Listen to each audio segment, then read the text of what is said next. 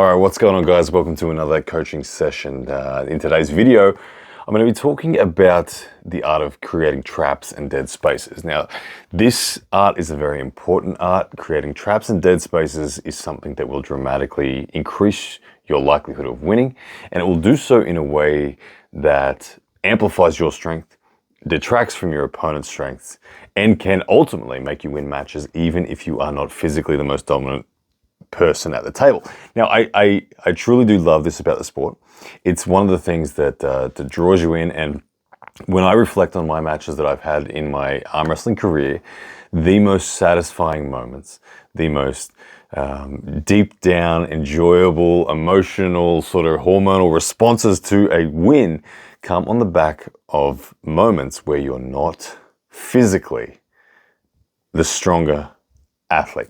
Now, obviously, we can go deep into the debate of strength and technique and different things like that. There are all factors: strength, technique, conditioning. They're all major factors in who will determine the victory. But that's not the focus of today. What we're going to talk about is just how to create a false floor, how to create an opportunity to seize some ground. Because at the end of the day, that's what we're trying to do. We're trying to seize ground in control. Now, of course, we do need to think straight away. I want to give you the context that in order to be in any match, you do need to be within a certain level of strength and execution capability to have the match. There is a gap that is simply too far where no amount of strength, no amount of technique or traps and dead spaces is going to rescue you. You're just going to lose. So let's just bypass those and make those assumptions that we are good to go. So traps and dead spaces. The art of the trap and dead space is all about, first of all, recognizing what your strengths are. Now, for me personally, pronation is my best strength, and it's often observed by people who I would say have less of an experienced eye for watching arm wrestling that I lose my pronation. Okay, I never lose my pronation first.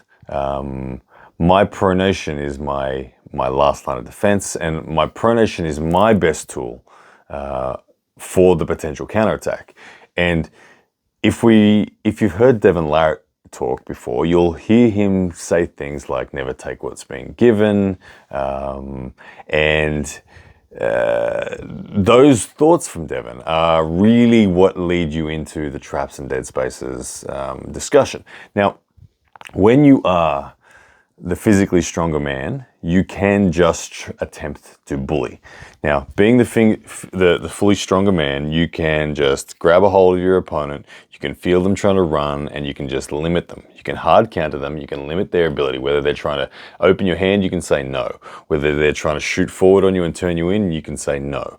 Okay, all these hard counters are basically just blocking.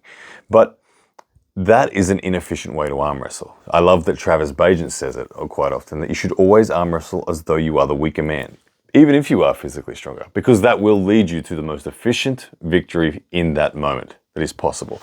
And if that's in a tournament, fantastic. If that's in a super match, that's great.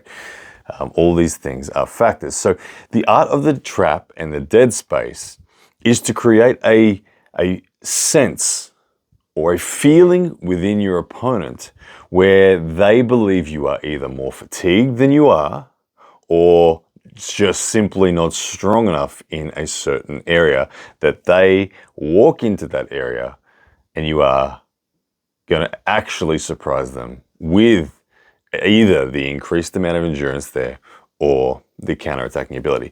Now, in order to do this, you first of all must understand where you're trying to direct them. I like to think of it as leading a dance. If you are leading the dance, you have the opportunity. If you are not leading the dance and you are chasing your opponent, you don't have these opportunities.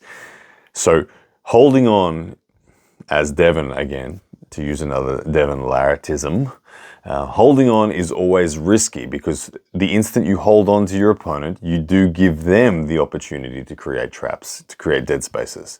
So holding on is tricky. But that said, you do need to, first of all, establish threat somewhere. And threat in and of itself is some form of holding on, even if it is a wall of rising back pressure. You have to, first of all, establish that you have some degree of potential threat. Now, it doesn't mean you have to statically load up and really just be ready to go. It just means you have to make your opponent believe that there's maybe something there. Now, once they are fearful of that, you have your start point. If your start point is back pressure, it's going to have a different shape compared to if your start point is flat finger pressure versus if your start point or your threat point is supinated center table side pressure or down pressure. Whatever the pressure may be, it will change the shape of where your trap and dead space is going to be. Now, for this example, I'm going to talk about the trap and dead space that I personally often employ. So when I set up in my matches, I will set up always with my pronation loaded. And what I mean by that is that I will never just half pronate. So half pronation is where my elbow is neutral on the table. And you can see here that I actually still can pronate further. And I can supinate. So I'm neutral at the moment. I'll never start in that way in a match because even if I am hooking, even if I'm intending on hooking, I will be fully pronated as I am now during my setup.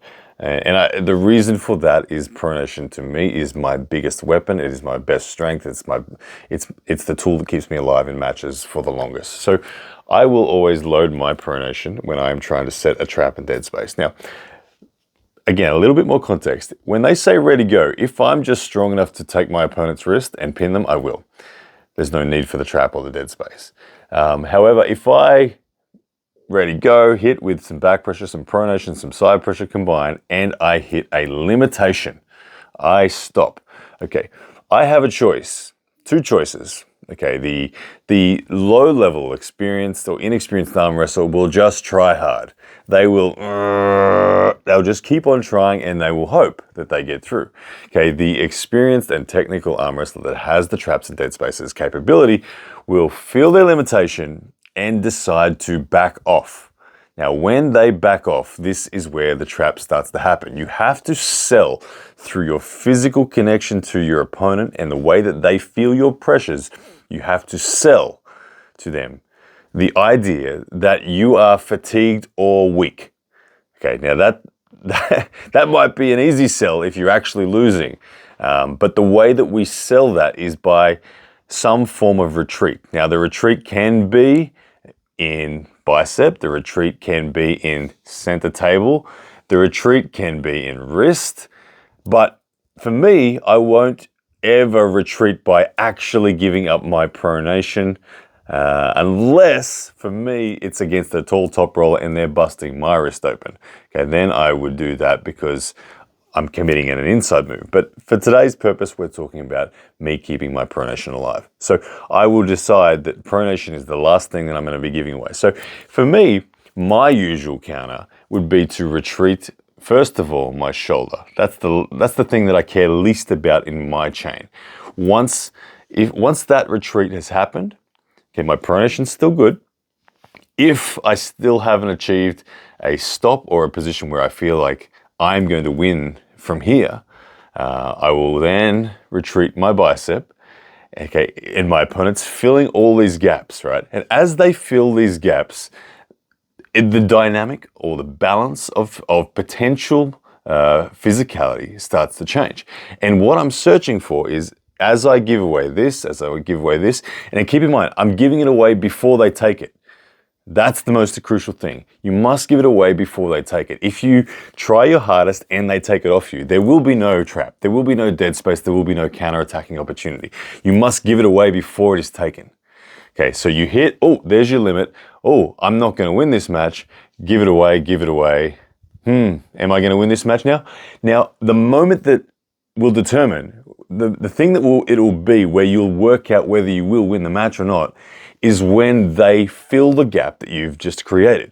When they fill the gap that you've just created, there is an opportunity for you to do a micro surge, okay? What you're doing is you're keeping in reserve some extra energy. You're keeping in reserve that pronation that you know you have.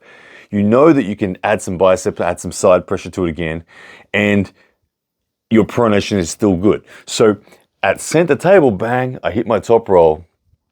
It's limited. Okay, at center table, I'm not strong enough to just force through. But you retreat, retreat. Now you wait for them to fill that gap. As they fill that gap, as they approach the wall of your pronation, you have an opportunity to create inertia between their attack that is fulfilling that gap you've just created and your counterattack. Now, when those two forces collide, you know it's coming. You know it's ready. They don't. That's the beauty of it, is they don't know it's coming because they don't realize that you're actually still strong. You've given it away. Had they have felt your best effort and taken it away, they would be ready. They would be prepared. They would not be vulnerable to that counterattack or that trap / dead space when it arrives. So the real crucial key, ladies and gentlemen, is when you hit in your top roll and you reach your limitation, you must not just keep trying. The old Devon Larratt, don't fight a losing battle. There's no point in fighting the losing battle just to the death. It's boring, it's dumb, and it will get you nowhere other than winning matches where you're only the stronger man. Okay, if you want to win matches where you are not the stronger man, you must give it your best effort, you must hit your limitation, you must recognize the limitation, you must retreat on things that don't matter as much to whatever your weapon is, in my case, pronation, and then as they fill this gap, bang, you hit it again, bang, you hit it again. And you can do this repeatedly. It's not just one and done. It's not just one moment where that's the only opportunity. You have to recognize that you can hit and retreat, hit and retreat. This thing will cause mayhem for your opponents because as they approach it, they will think, okay, I'm in control. I got this match. As they approach it, bang, oh, there's a wall there, bang, oh, there's a wall there. And they keep testing and failing. And every time they test and fail, their strength comes down, comes down, comes down. Now, the beautiful thing starts to be when that person who's stronger than you, who's attacking, starts to realize the problem. They start to realize, oh no, every time I attack, I fail. And this accumulation of fatigue is getting really significant now. And I don't know what to do. That's when they will go all in. They will go all in. They will try to flop press you. They'll lose their wrist. They'll throw the kitchen sink at you. And that's your last and most important time to hit the counter. That's when you do return your bicep. That's when you do return your side pressure to your best effort. Because once they go all in, okay, that's where the biggest risk is. So, ladies and gentlemen, that is traps and dead spaces. In a nutshell, how to do it, how to make use of it. It's a beautiful tool. Like I said earlier, it will give you victories when you are not the stronger man. It will give you the best and most exciting experience that you get in arm wrestling. It's incredibly cool.